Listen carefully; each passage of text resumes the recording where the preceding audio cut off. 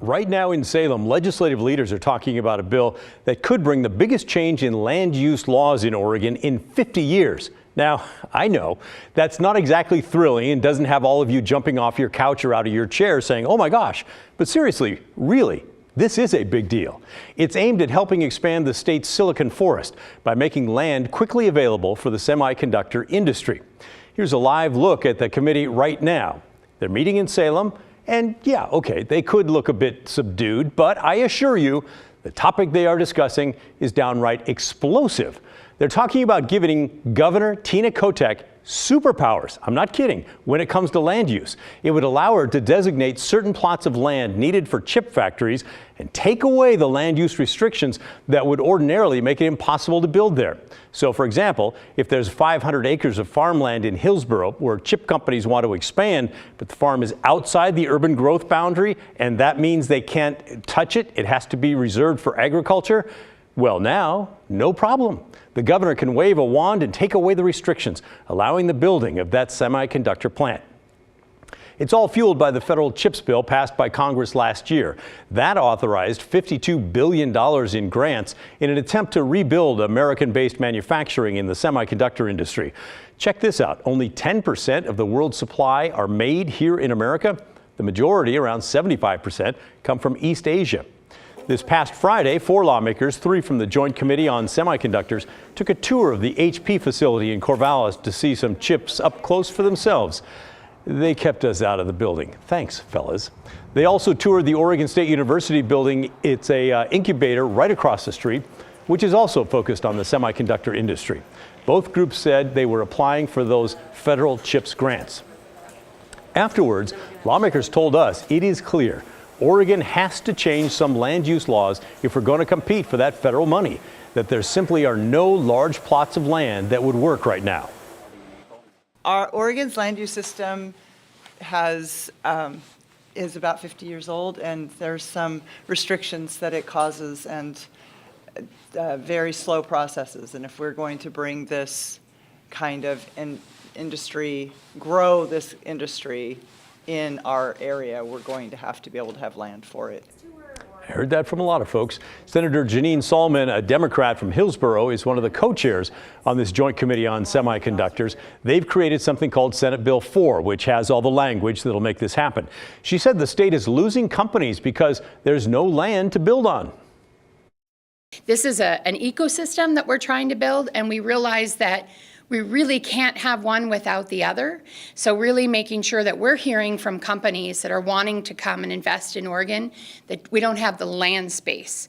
And so we put together this joint committee that the presiding officers did under the governor's recommendation, putting together the joint committee so that we can really act rapidly to address all of these issues. And land use is an important component of that. Senator Solomon works for an education technology company. She's a strong supporter, as you would expect, of the semiconductor industry. But making a major land use change, that is not a small thing. So she was asked if it really is a good idea to change land use laws that some feel really are sacred here in Oregon and make the state a unique and incredible place. I got to tell you, her answer, it's a bit tortured. And it made me wonder if she's trying to convince us or herself that it's okay. We want to make sure that Oregonians value the land system that we have. We have 362 miles of public beach that's protected. We want to make sure that we protect those. But in this specific instance, we realize that we have to make some decisions and we need some triggers in order to bring industry here to develop in Oregon. We can't have all of these other things in place without having a place for them to land. And we've heard from cities that they've had to turn away companies from investment. But we want to make sure that as the values as leaders, that we have said that we want to protect farmland, we want to protect water, we want to protect our air. Those aren't things that we want to negotiate on, but I don't think it's an and or. I think we want to make sure that we're looking at this as to where the best investment is and that you can and meet the criteria of the CHIPS Act, where the investors are going to come. The other co-chair on the Joint Committee on Semiconductors is Representative Janelle Bynum from the Clackamas area. She's also a Democrat. She said the Joint Committee is focused on many things, including an educational pipeline for future high-tech workers. So we're talking about shared prosperity. We're talking about talent development. We're talking about site readiness. We're talking about how we actually put land in a bundle to make it marketable.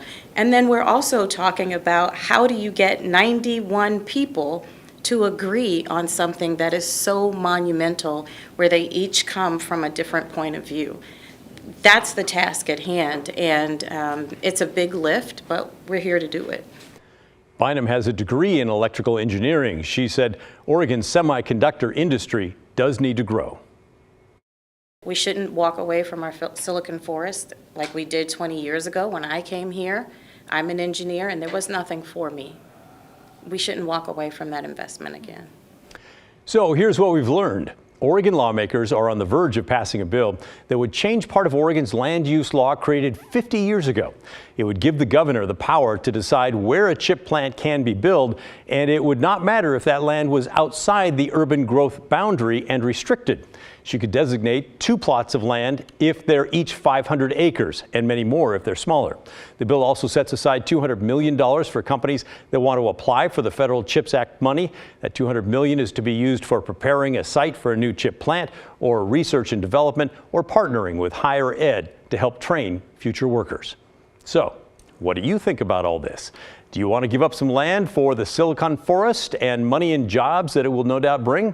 Or do you want to stay with the farmland just as it is now? Send us an email, will you? Send it to thestory@kgw.com or call and leave a voicemail, 503-226-5090. I look forward to hearing from you.